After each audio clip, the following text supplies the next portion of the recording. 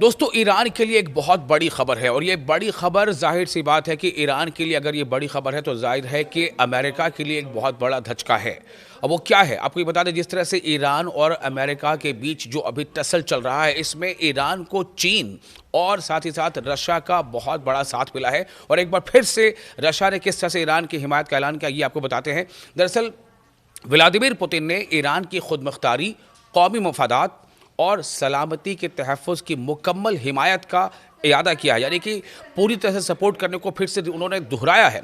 और इस बारे में बताया है कि हिमायत ही किया है। साथ ही साथ इस्लामी इनकलाब के बारे में मसूद पज़ेश्कियन जो ईरान के सदर हैं, उन्हें मुबारकबाद दी है।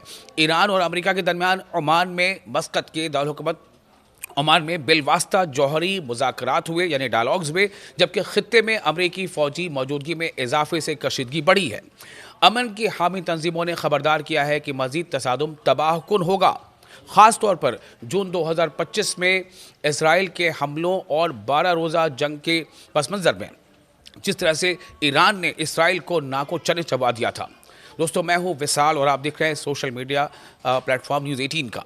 रूस ने बढ़ती हुई अमेरिकी धमकियों के दरमियान ईरान की खुद मुख्तारी की हिमायत का ऐलान कर दिया है। जी हाँ, एक बार फिर सुने, बहुत बड़ी खबर है। रूस ने बढ़ती हुई अमेरिकी धमकियों के दरमियान ईरान की खुद मुख्तारी यानी सॉवरेनिटी का हिमायत का ऐलान किया है।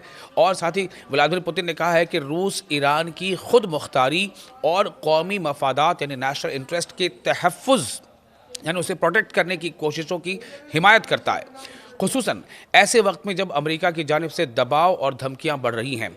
व्लादिमीर पुतिन ने यह बात हफ्ते के रोज़ यानी शनिचर के रोज़ ईरानी सदर मसूद पज़ेश्कियन के नाम अपने पैगाम में कही है, जो ईरान के इस्लामी इनकलाब की 47वीं सालगिरह के मौके पर भेजा गया। अपने तहनीती पैगाम में व्लादिमीर पुतिन ने कहा है कि ईरान और रूस के दरमियान ताल्लुकात दोस्ताना और हमसायगी के उसूलों पर मबनी हैं।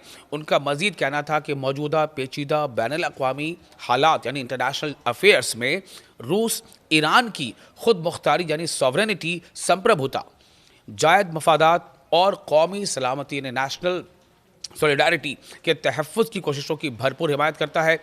रूसी सदर ने इस एतमाद का इजहार भी किया है कि मॉस्को और तेहरान के दरमियान जामे स्ट्रैटेजिक शराकत दारी यानी पार्टनरशिप और ज़्यादा मजबूत होगी। उन्होंने सदर पज़ेश्कियान जो ईरान के सदर हैं, मसूद पज़ेश्कियान के लिए कामयाबी और ईरानी अवाम के लिए खुशहाली और फलाह व बहबूद की नेक ख्वाहिशात का इजहार किया है। आपको बता दें कि 6 फरवरी को ईरान और अमेरिका के दरमियान ओमान के दारुल हुकूमत यानी कैपिटल में मस्कत में जौहरी मामलात पर बिलवास्ता मुज़ाकरात का एक नया दौर मुनक़िद हुआ। ये मुज़ाकरात, ये डायलॉग ऐसे वक्त में हुए जब अमेरिका ने खित्ते में नुमाया फ़ौजी इजाफा किया, जिसके बायस इस्लामी जमहूरिया ईरान के साथ मुमकिन फ़ौजी तसादुम के खदशात पैदा हो गए हैं। इसी दौरान अमेरिका में कायम चंद गिरोह जो इसराइल के करीब समझे जाते हैं, तेहरान के ख़िलाफ़ सख्त इक़दाम का मुतालबा कर रहे हैं।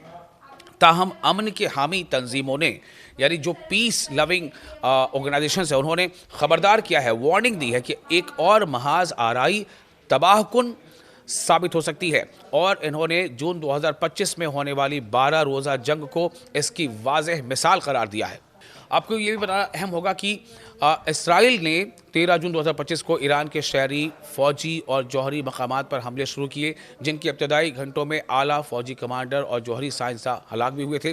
और इन सब के पेश नज़र अब जो ईरान की जिस तरह से तैयारी है और जिस तरह ईरान अमेरिकी धमकियों के आगे डट कर खड़ा है, यहाँ तक कि जो जिस समंदर के जिन इलाकों में अमेरिका ने अपने फ्लीट कैरियर्स और तमाम फ़ौजियों को इकट्ठा किया है, उससे कुछ पीछे हटना पड़ा है, चूँकि ईरान किसी भी सूरत में झुकने को तैयार नहीं है।